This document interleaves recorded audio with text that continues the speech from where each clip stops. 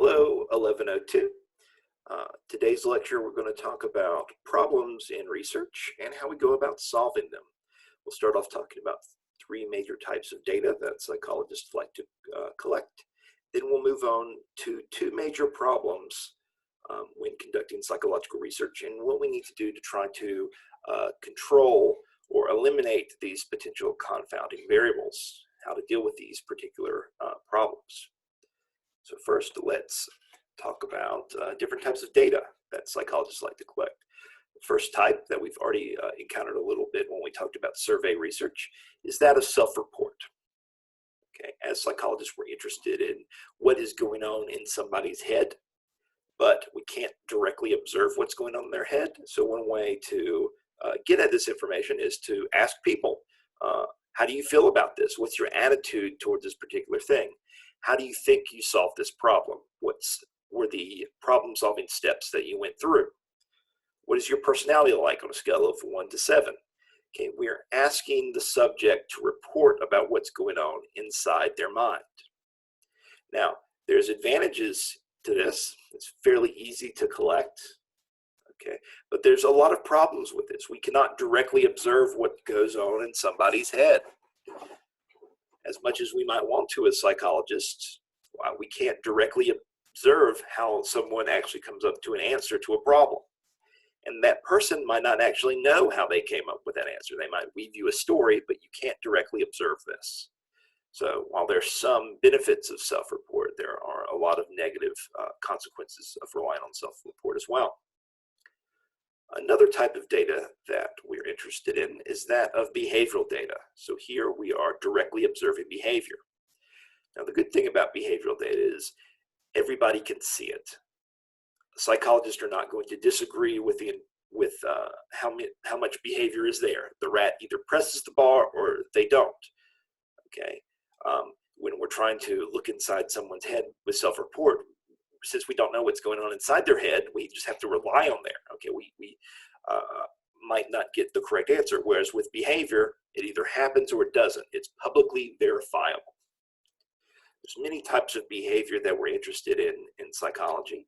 So some examples might be, we look at whether or not a rat presses a bar, how frequently it presses a bar. This might seem somewhat esoteric, but we're able to learn a lot about the principles of learning and the principles of reinforcement and punishment by looking at how frequently a rat presses a bar in a Skinner box. Okay, so here's our rat pressing a bar. It's easy to tell whether or not the rat presses the bar or not. In fact, we can hook it up to a recorder that tells us when the rat presses the bar and how frequently it does it. It's publicly verifiable. Okay. Maybe we look at something like how much money someone gives to some homeless person. How much does someone donate to a particular charity? Whether or not someone helps someone on the side of the street. This is behavior. We can make sure that we can all agree, well, that person gave that other person $5. We can analyze this fairly easily. We don't have to think about what's going on in someone's head that we don't know whether or not they're actually telling us the truth or not. With behavior, we can directly confirm it. Another kind of behavioral data is maybe we're looking at something like reaction times. We give someone a problem and we see how quickly they respond. In a lot of the research that I do, I'm looking at accuracies and reaction times. I might give somebody a string of letters and they have to tell me whether or not this string of letters forms a word. Does it form a word or not? And I look at whether or not they get the question right and how quickly they do this based off of their key presses on a computer. And via reaction time and response times, I'm able to infer a lot about what's going on with their cognitive processes. This is a bit indirect, okay, whereas with self-report, it is more direct, but at least with reaction times, they are publicly observable. And we can calculate them fairly easily.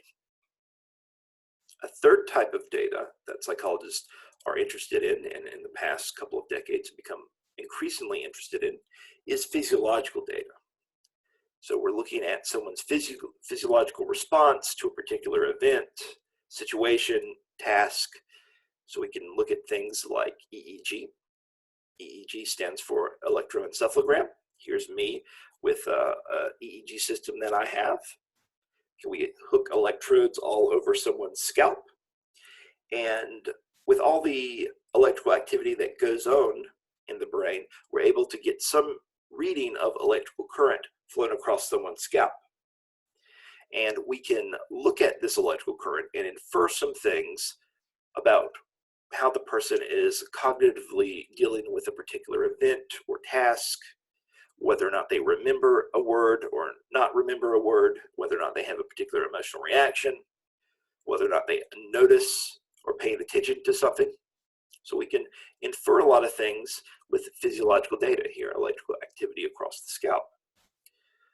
Another type of data that is becoming more and more frequent in psychology is that of the MRI, which stands for magnetic resonance imaging. Some of you might have experienced this before. You have a broken foot, someone wants to look at your head, maybe you have a concussion or something like that. And so what they do is they put you in a huge magnet. So what we see down here is someone in a very cramped, huge magnet. And what this does is it aligns all of the hydrogen atoms in your head or whatever body part that they're doing, okay? And so all of your hydrogen atoms become aligned with the magnetic field, and then the magnet changes its polarity, and everything goes back to the way it was. And this emits a signal that the MRI picks up on, or the machine picks up on, and this gives us an image of what your brain or another body part of yours looks like. So here we have an MRI. This is actually me. So this is what I truly look like. You just know my skin and my face. But if you want to know what my hippocampus and all of my beautiful brain parts look like, here it is. So we can infer a lot by someone's brain size, brain areas, something about how they think, maybe something about their intelligence or their personality. Another thing that we can do with MRI is to look at someone's oxygen levels. So the brain needs oxygen to function, and if a brain area has been highly active, it's firing a lot of action potentials, it needs more oxygen. So how does the brain get oxygen? There has to be more blood flow to that area of the brain. And we can change our MRI, we can change that machine to pick up on a response from oxygen. So for areas of the brain that are highly active, we see more blood flow to that area, and we can pick up on that signal to tell which areas of the brain are more active and which areas of the brain are less active during a particular task. So we can infer some interesting consequences about cognition, social behavior, personality via brain activity as well. MRI has very good spatial resolution. We can clearly tell what brain area or what brain region is responsible for a particular task by looking at this kind of data. This is not all the physiological data we might be interested in psychology. We can look at someone's sweat potential. So we can look at someone's galvanic skin response. You might not know this, but right now you're constantly sweating, even though you don't think you are. So your sweat glands are constantly emitting a little bit of sweat. We can attach 2 electrodes to your hand, to your arm, and run a little electrical current through your skin. And the more you sweat, the easier that current is able to conduct or to be conducted. The more resistance there is, the less you're sweating. So we can infer something about whether or not you're engaged in a particular task based off of your sweat potential. Another thing that we might look at is your breathing rate, your heart rate. We might infer something about these things. We might be a health psychologist and care how your particular wounds are healing.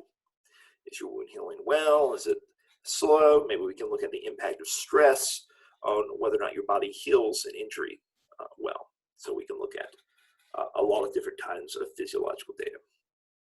Okay, so a lot of different data we're interested in as in psychologists, all with its pros and its cons. Physiological data is a little bit harder to collect. You need a little bit of technology, but someone can't try to fool your experiment and think, okay, well, I want my blood to go to this particular area of my brain to foil the experimenter's study. Okay, so for expectancy effects, they might go away with physiological data, but it's expensive and it's hard to infer from brain activation what's actually going on in someone's mind. With behavior, it's cheap, it's easy to collect the data, but there might be some kind of demand characteristics where if someone knows or thinks they have an idea of what's going on with the experiment, they might change how they perform. With self-report, again, very easy to collect, but someone might not know what exactly is going on inside their head. They don't know the unconscious processes that are occurring every second of every day that are occurring in one's mind that we're not consciously aware of. So what I want to do right now is talk a little bit about some of the limitations or the history of self-report and then some problems that we encounter with behavioral data. So with self-report, one term that we want to know is introspection. Introspection literally means looking within oneself, if we look at the etymology of the word. So we're going within our own mind and thinking about how we solved the problem, why we came up with this decision, what kind of emotional reaction do we have to something, what's our attitude for a particular political candidate, but we are reporting what is going on inside of our head. And the tool of introspection, the use of self-report, has had a bit of an up, down, up trajectory in psychology. When psychology was founded in 1879 in Leipzig, Germany, with Wilhelm Wundt, one of the major ways he collected data was via introspection. Psychological subjects back in the day were not called subjects, they were called observers. Wundt would train them to, when they experienced something, to report what exactly was occurring in their mind. So he would show them some object, maybe something that looks like this, and ask, okay, what conscious elements are popping into your mind? And someone might say roundness or blackness or something like that. They would report what they are seeing, but they would report just the elements of it. Wundt was very interested in conscious elements. And he argued that if we knew all of the different kind of conscious elements there were, like blackness, roundness, shininess, that they could kind of go together the same way that chemicals go together in chemistry. He was very inspired by Mendeleev and the periodic table in chemistry. So that's one of the ways that Wundt did his research. But there's a huge problem with this. He's training his observers to give them the data that he wants, and other people are not able to replicate Wundt's findings. Also, his findings are not very practical. So in the 1910s, 1920s, a man by the name of John Broadus Watson founded a psychological movement called behaviorism. And Watson rejected anything that was not directly observable. Self-report data was useless. It was unscientific for Watson. We can't confirm what's going on in somebody's head if they tell us that they're thinking of this thing or that thing. So if we can't confirm it, why should we even include it within psychology? Psychology should only be the scientific study of behavior. We shouldn't even infer what's going on inside someone's head. So Watson kind of purged psychology at this period of time from any self-report. Okay, self-report was unscientific, and self-report left a bad taste in many a psychologist's mouth for 50 or so years. So self-reports were largely neglected. We didn't really rely on them in psychology up until the 1960s or so, with the rise of cognitive psychology.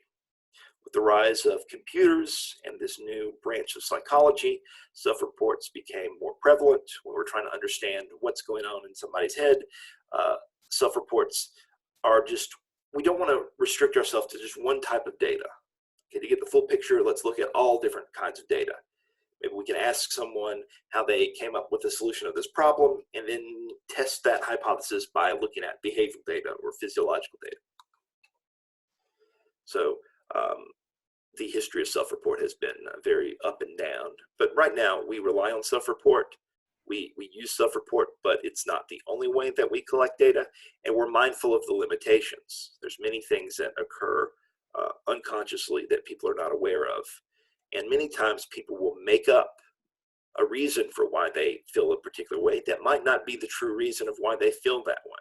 They might not have access to why they like this particular toothpaste, or why they don't like this person, or how they solve this problem. Okay. So let's go into a few different problems with behavioral research. The first major problem here is with demand characteristics.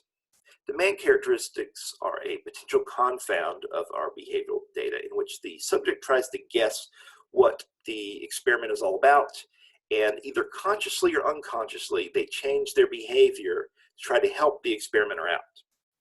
Now, it's nice of subjects to try to conform to what they believe the experimenter's true aims of the study are. Like, it's nice, but we're trying to get at truth in psychology. We're not just trying to confirm our hypotheses. That's not what science is all about. You guys remember the virtues of being a scientist. Okay, so we want people to behave honestly. We don't want them to conform with what they believe our hypothesis is. Domain characteristics, most famously studied by a guy named Orn. Now, this is a wonderful study. Imagine, if you would, that you took place, or you were a subject in this study. Orn was interested at what point in time a subject would give up doing a meaningless task. At a certain point in time, subjects have to know what they're doing is not very useful if it's pretty monotonous, and at what point in time do they just decide to give up? So what Orn did is he had subjects given 2,000 sheets of paper, and on each sheet of paper there were 224 additions of random digits, and subjects had to solve those. Subjects were told to add these digits up on each sheet of paper, and that the experimenter would eventually return. The experimenter never returned. Orn tried to see how long subjects would go before they gave up on the task. It's boring, it's long. So imagine you were in this study. How long do you think it would be before you give up on the study? You say you're done, you're ready to go home. Well, in this study, the subjects actually never decided to give up the study. It was actually the experimenter that was so tired that he decided to just tell the subjects to go home. After 5.5 hours, nearly 6 hours, the experimenter told subjects, "Hey, you're good to go home. Like you're fine." So these subjects doing this meaningless task still wanted to conform and do what the experimenter wanted them to do. Okay, they were on their best behavior, trying to do what the experiment dictated for them. And in future experiments, Orn made this even more useless. So what he did is he had them do these basic math problems and then immediately put them in a paper shredder. So it's clear no one could look at the data afterwards. And subjects still persisted for a long, long period of time. This is something that we need to be mindful of when we're conducting our own research studies. Our subjects might try to figure out what the study is all about and might try to conform with what they believe the hypothesis of the study is. And like I said, this is a nice thing for subjects to try to do, but if we're interested in truth, we don't want this. This is hurting us. It's not letting us get towards truth. So we need to deal with these demand characteristics. So subjects, when they come to your research study, when they want to participate, have a lot of different mindsets. Some of these, and many of these mindsets are going to hurt the validity of the study. So maybe someone has a good participant kind of mindset where they want to be the best subject they can be. So they guess what your hypothesis is and they try to conform and confirm it. They try to do what it is that they think you want them to do, which is, like I said, nice, but not good. Or they're evil. You have some evil subjects. They try to figure out what the experiment is about and then ruin your study. I mean, both of these are bad. We want people to behave as they would naturally behave. But this person is kind of malicious. Let me tell you a story about this from my personal experience. So we were doing a study in my undergraduate university in which it was a collaborative cognition study. So two people were working together for some goal. And we had an older adult and a undergraduate student work together, but they worked together via Skype. You couldn't, well, it's like a phone call, so you couldn't see the person, you could just hear them. And there were pictures in front of one of the person's screen, and another person had particular pictures that they wanted the other person to select. So you had to describe the picture and the person would select while talking over the phone. Now, we had an undergraduate student show up one time, and again, he is talking on the line with a sweet elderly lady, and he decides that since this is a psychology study, psychologists lie to you. So there's no actual older lady over there. In fact, this person is a robot. But he wants to figure out that this person's a robot. So instead of doing the study, he ends up saying awful things to this poor elderly lady to figure out whether or not she's a robot. Says bad words, all these sort of things, which is horrible. Don't cuss at old ladies. That's not a nice thing to do. But he was in the research study not to contribute data at all. He was just trying to mess with it, to figure out what we were trying to do. This is not a good thing. This is not the attitude that you should have in a research study, but sometimes people come up with this attitude. So how do you remove them from your study? How do you identify them? How do you try to make sure that people aren't able to guess what the study is all about? Some other problems that you might run into, there's some people that follow instructions too literally. And if you don't explicitly tell them what to do, they will not do it. So that's a little bit of a problem. And maybe someone is so anxious or so apprehensive because they're in a study and they're being evaluated that they behave in a way that is not very typical of them. So it might be the case that you give them a personality test and they say how wonderful they are, but they don't mention any negative aspects of themselves. But again, we're trying to get at truth. So all of these are potential confounding variables. So how do we control for demand characteristics? How do we deal with these? Take a second to think about what you might do to try to limit demand characteristics and their impact on your research study. Okay, here's an example of a cognitive training study, and I want you to try to see if you can figure out what the problem of this advertisement for their study is. So with this research, I used to do cognitive training research, so I've mentioned this in class before, but we tell you, or one way that we might try to improve your intelligence or improve your memory or lessen the effects of ADHD is by getting you to do a ton of cognitive tasks. And if you do these tasks, maybe it's the case that you get better on memory, attention, intelligence. So think of lumosity and things like this. This was very big in the early 2010s. So this research study, or this research advertisement, which is a real one, by the way, suggested that, hey, do you want to do a brain training study? Numerous studies have shown that working memory training can improve your intelligence. Please sign up for our study. Why is this problematic? It's problematic because we are telling subjects what we're expecting to find. We're expecting to find if you're in the experimental condition and you know you're in the experimental condition, you should be better at intelligence. And so those individuals might take the task more seriously. Whereas if people realize that they're in the control condition, they might goof off because they know their intelligence is not the one that's supposed to be improved. So people might conform to what you actually want to find if this is what you tell them about your study. So don't tell them that. A good way of dealing with demand characteristics is to not tell people what your hypothesis is. Don't let them know what the experiment is all about. Either with concealment or deception.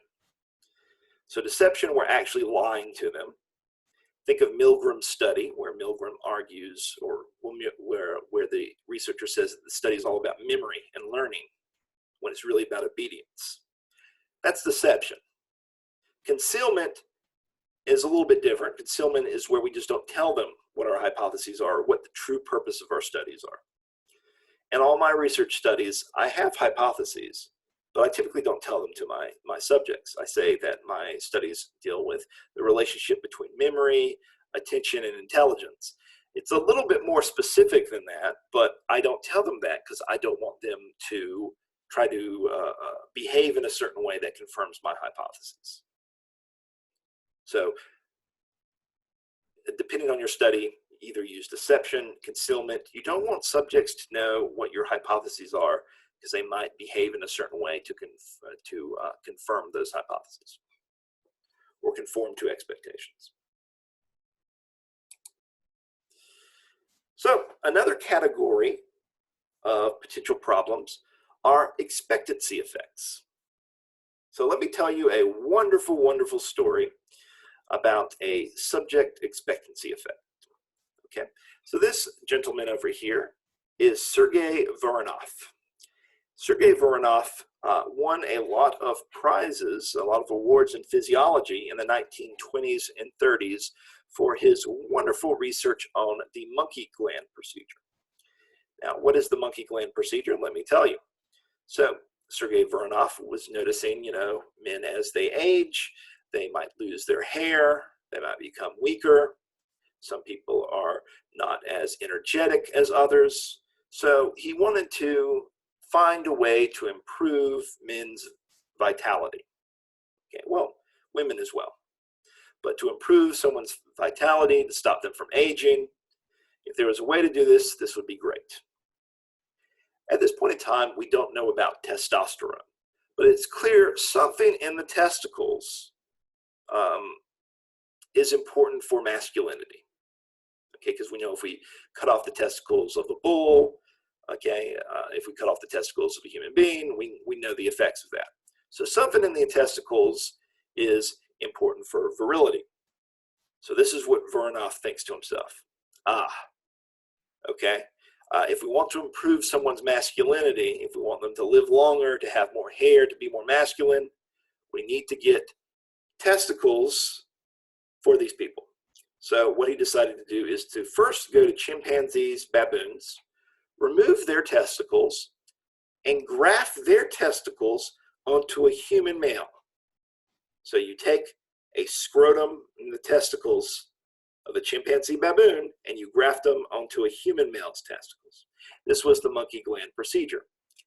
And it would supposedly lead you to be more energetic, to be more manly, all of these sort of things. And according to the subjects, the people that had this procedure done, it worked.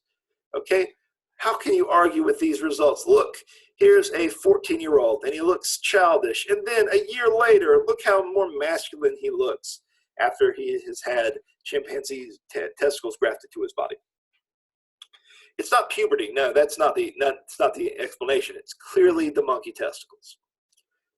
Okay, what's happening here? What is working? Well, as you can imagine, grafting chimpanzee testicles to yourself does nothing. The chimpanzee testicles die almost immediately, okay? And if anything, it causes an infection for your body. So it doesn't do a dang thing. But because of the expectancy that this thing is going to improve, people were believing it was going to improve. And this led them to notice things about their surroundings. Oh, I seem to be more lively today. Oh, I believe I'm more masculine. I'm doing better with my life. I'm feeling better. So rich people during the 1920s and 30s would want to get this monkey gland procedure done. Okay, and plenty of rich, famous people had chimpanzee testicles grafted to them. Voronov actually, after a while, chimpanzee testicles and baboon testicles are relatively expensive to do, so he just grabbed goats and sheep, if memory serves, to do the procedure a little bit later on. Okay, and this was all the rage for about 20 years. It wasn't later until people realized that it doesn't do anything when you actually do the scientific research, and that Voronov was a bit of a fraud. Voronov believed it worked. Okay, other people believed it worked, but it was just the expectancy that was leading to this effect that people were feeling. They reported being feeling more energized, feeling more masculine, but this was not the case at all. It was completely due to the expectancy that this procedure worked. So Voronov fell into decline. People laughed at his research afterwards. But think about this stuff nowadays. I mean, there's plenty of crazy procedures that people have done because they believe it's going to benefit their health, even though there's no research to back it up whatsoever. We talked a little bit about essential oils in class, ear candling.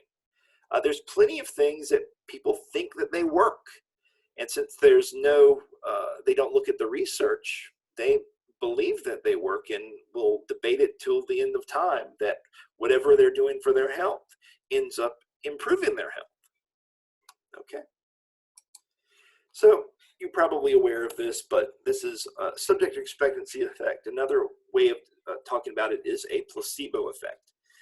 A placebo in the medical community is a sugar pill. It's an inert pill that isn't going to have any impact on your body, but you have subjects take them because because when they take a pill, there is an effect that people always report that they feel better. They're happier.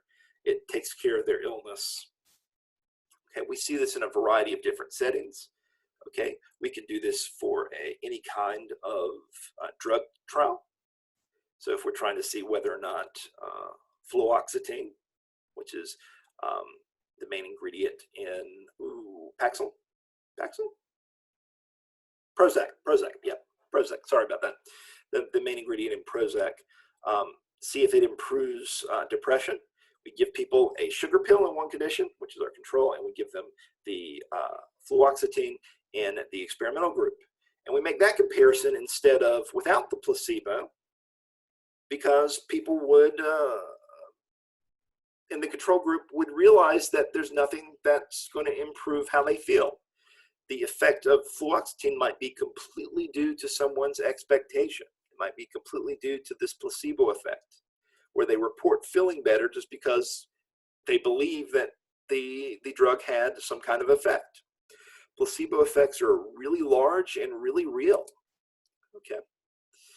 So, by the way, some things that modulate the placebo effect. One is the beard size of the individual giving them. So if I gave you a drug, a placebo, it might work a little bit, but if Chuck with his full beard, Chuck Roberts, we might see more of a effect, more of a placebo effect.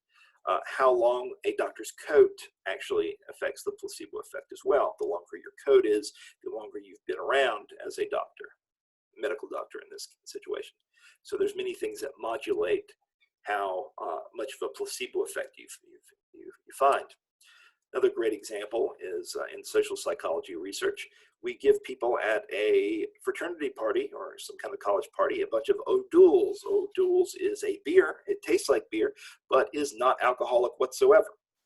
And yet when people drink O'Doul's at a college party, they begin to feel loopy if they don't know that it's O'Doul's. They start to dance on tables and do the sort of things that drunk people would do, even though they're not drunk at all. Even though they've consumed no alcohol in any case, they still act drunk. Why is this? It's the expectation. It's the social situation. Okay? People that drink alcohol, if they're in a social situation, they act more loopy, act more drunk than if they're drinking alone. Another example here, fidget spinners. Oh man, if I could tell you how many questions I've gotten about fidget spinners as someone that studies attention. Fidget spinners, people ask or say that they improve their attention. It's not the case, but it's a tool that a lot of people use. Okay, it's a tool that a lot of people have used. It was very big a couple of years ago, but research doesn't suggest that it improves people's attention any more than some other thing. So maybe the fidget spinners are more of a placebo effect of why people believe that they improve their attention. So let me tell you about a wonderful study by Tony Greenwald and colleagues. So we have the study Prakanis, Expectancy, and Greenwald in 1994. So there used to be these things that if you want to learn a new foreign language, if you want to improve your self-esteem, improve your memory, well, you need to listen to tapes while you sleep.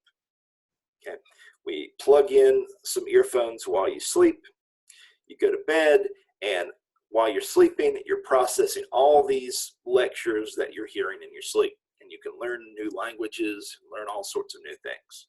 These tapes were really big in the 80s and early 90s. Are they real? People argue that they're real, that this effect is real, that it actually improves things. So let's do a scientific study. So what Greenwald and colleagues did is they put people in 4 different conditions. They were given tapes about memory and improving memory, and they were told that these tapes would improve their memory.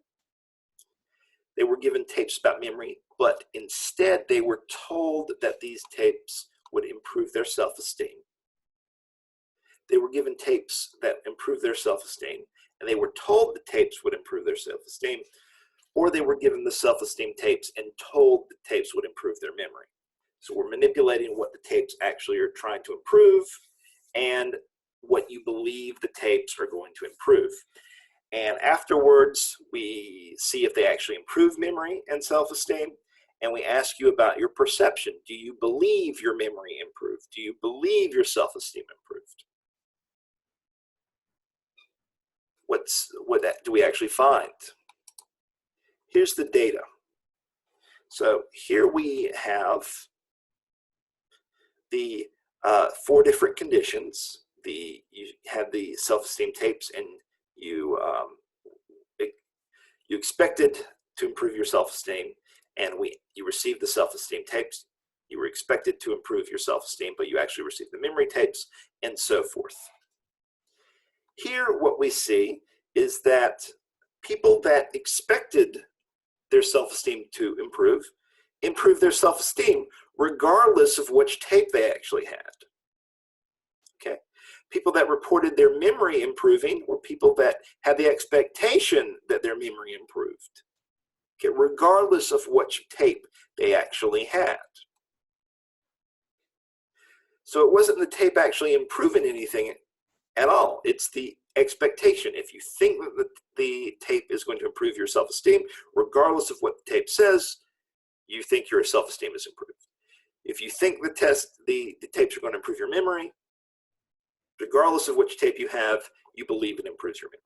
This is completely a placebo effect. This is completely an subject expectancy effect, an expectancy that the subject has that dictates the outcome of the study. These tapes are completely bogus, as are a lot of popular things. It's great to do these kind of research studies, though. So if a subject has an expectation about the study, that might lead to a confounding conclusion. But how about if the observer or the experimenter has an expectancy? Might that impact the conclusion of the research study as well? Yes. So let me tell you a story that was actually in your Stanovich textbook, but I want to talk about it in this context as well. So in Germany, in the early 1900s or late 1800s, there was this very famous horse known as Clever Hans. And Hans, according to Hans's trainer, could do math equations, could do math problems. And his trainer noticed one day that he gave his horse a math problem, what's 2 + 2, and the horse would stamp their foot 4 times. Boom, the horse knows German, the horse can do math, it's wonderful, let's take people all around and have them pay money to go see Clever Hans. So Clever Hans was quite famous. Many people would come to see him. His owner was very proud that Hans could do these math equations. But psychologists came to try to figure out what was going on. The psychologist realized that probably not the case that the horse is doing math equations. So what is the effect? Okay, well, as it turns out, what was happening is the horse was relying on other people. So when I asked Hans, what's 2 plus 2, Hans would start stamping his foot until everybody gave him the result, like, he got it, he got 4, and then he would stop. And then he would get a delicious carrot or whatever it is that Hans was treated with. So Hans wasn't doing the math problems at all. He was responding to the observers around him. So the psychologist was Oscar Flunkst, and Flunkst told Clever Hans's owner, and Clever Hans's owner felt very betrayed, felt the horse had lied to him in some way, and was very mad at the horse, and kind of mistreated the horse at the end of its life and stuff, which is kind of a negative side of this story, but it's weird that he felt mistreated. The owner of Clever Hans clearly thought this horse could do these math equations. It wasn't that he was lying or trying to do some magic trick or something like that. Clearly, an expectancy effect of the observers caused the horse to be able, or to at least seem like it was doing these math equations. Very famous study, well, maybe not study, but story within the history of psychology. Another name for an observer expectancy effect is a Pygmalion effect, named after an old Roman myth in which a sculptor creates a statue and wishes for it to come alive, and it actually comes alive. What is the Pygmalion effect in psychology? Well, let me tell you about a famous study by Rosenthal and Jacobson. So what they did is they were interested in these observer expectancy effects. And they went to first and second grade classes in Kentucky and gave the students an intelligence test. And then they told the teachers of those students, before they had taught them, that certain children were going to be intellectual bloomers, that these kids were going to be the smart ones, they were going to do very well in life, everybody else was average. But they didn't use the test to select those kids. These kids were picked at random. So 20% of the kids in the classrooms were picked at random. They were told, the teachers were told that these were going to be the smartest kids.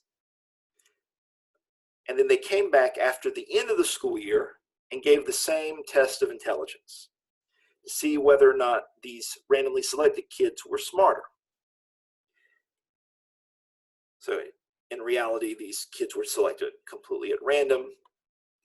And after the school year, the children took the intelligence test again, and the intellectual bloomers actually did better than the other kids in the classroom. Now again, these were not smarter kids. These kids were selected at random. What's the mechanism here? Why did these kids improve their intelligence? It turns out that it's because of the teacher's expectations.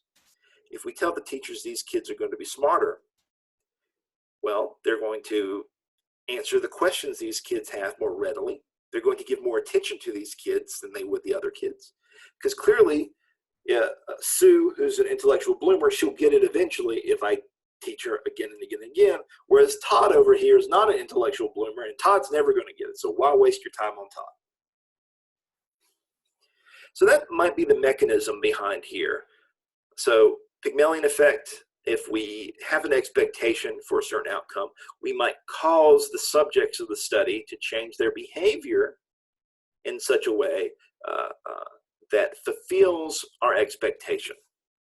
Another way of referring to this is referring to this as a self-fulfilling prophecy. If we have some expectation of the data, we might either consciously or unconsciously act in such a way to conform that expectation. It's kind of like if we have somebody that we're worried whether or not they'll like us, and so we think that they don't like us, so we might behave in a way that's very cold toward that individual, and eventually they might dislike us just because we've changed how we acted towards them. So that expectation that that person doesn't like us actually causes that person not to like us, if that makes any sense. So self-fulfilling prophecy, Pygmalion effects, observer expectancy effects, all of these very similar, and we need to be mindful of these. We need to make sure that our observers don't have any expectations of what's going to happen with the subjects. Here's another study by Rosenthal. In this study, two groups of college students were given a group of rats and were told to train them to run a maze. Go all through this maze and find the end of the maze. One group was told that their rats were maze dumb, and the other group was told that their rats were maze smart. So the same rats, only difference is the expectation. The rats are smart or the rats are dumb. And what the researchers found is that when the students were told that the rats were smart and fast, they completed the maze faster than the rats in the maze dull condition. Now the rats have absolutely no expectation. They're rats, they don't know that they're in a psychology study. What happened in this study? Well, if you believe your rat's smart, you're probably going to egg it on in a certain way because you know that the rat can do the maze. If you believe your rat is dumb, well, you're less likely to pay attention to it, less likely to call out to it or try to train it. This has huge implications on teaching as well. Think about if you're an elementary school teacher and if you think your kids are dumb, well, why bother teaching them? They're not going to succeed at all. If you think your kids are smart, you're more likely to pay more attention to them, you're more likely to answer their questions and to make sure that they succeed. So it has a lot of practical applications of this kind of research as well. But for us, it's very important that we're mindful of these expectancy effects because they can create confounds that lead us to be unable to interpret the results of our study. Our studies might not have a lot of internal validity if we have problems with these expectancy effects. So how do we deal with these expectancy effects? Well, we might have the subjects and the observers blind to the conditions that the subjects are in. So the age-old gold standard for medical research is the double-blind study, and this is true for psychology as well. In a double-blind study, the subject doesn't know whether or not they are in the experimental group or the control group. They can't tell. It's a sugar pill. They don't know what the effect of it is. And also the observers, the individuals that are rating the subjects, we don't let them know whether or not the subjects are in the control condition or the experimental condition. Because if the observers knew, they might ask a lot of questions, like if it's an antidepressant, like, are you sure you're feeling happier? Okay. Or if somebody is in the control condition, they're like, I feel much happier. And then the observer goes, sure you are, and write something down along those lines. So we want to make sure that the observer doesn't know what condition the subject is in as well. So we want our observers, the experimenter, to be blind to who's in what condition. And we want the subject to be blind as to what condition they're in when we're doing experimental research. The last thing that I want to talk about is a series of studies that were conducted by Elton Mayo and colleagues at the Hawthorne electrical plant. So at Hawthorne Works, I believe the plant was called, they would make wires, they would make telephones, they'd make light bulbs. It was a typical factory. And this research in the 1920s and 1930s was designed to try to figure out a way to increase worker productivity. We want these light bulbs, these telephones, these wires to be created more efficiently, more quickly. So what can we do? So these researchers took a small group of these workers at the Hawthorne electrical plant, put them in a side room, had them on a work assembly line making a certain product, and would change certain variables to see whether or not people would increase their productivity. So they thought maybe it's the case that people are too cold, so we'll bump up the temperature. And they saw that people started working harder. And they go, okay, well, this is good. We think that increased temperature actually improves work performance. So let's decrease the temperature, because if we decrease it, their work productivity should go down. And what they find is that work productivity still stays high. I'm like, that's weird. Why is this the case? So they tried it with light. They increased light, people's productivity ended up increasing. They ended up dimming the lights, their work productivity still ended up at the same increased rate. What is going on here? So it turns out none of these factors really had an impact on worker productivity, but solely because we are attending as a researcher to these workers, they realize that they're being observed. They are going to behave in a way in which they work harder. Okay, when we are observing people, they might work in they might attend to the task more. They might be more productive. You can imagine if you're at your job and your boss is around, you're going to be working harder than if your boss is off for the day. This effect is known as a Hawthorne effect, or Hawthorne effects, after this series of studies. Okay, changes in behavior that occur because people know that others are observing them. I mean, we're observing people in a psychology experiment. For the most part, they know they're being observed, so they might change their behavior in a particular way. Work harder, seem like they are a better individual. Kind of conform their behavior to what they expect you to think, things like that. So Hawthorne effects, another kind of expectancy effect that we want to try to minimize with our research studies. Okay, I just wanted to talk about these expectancy effects, different types of research. So make sure that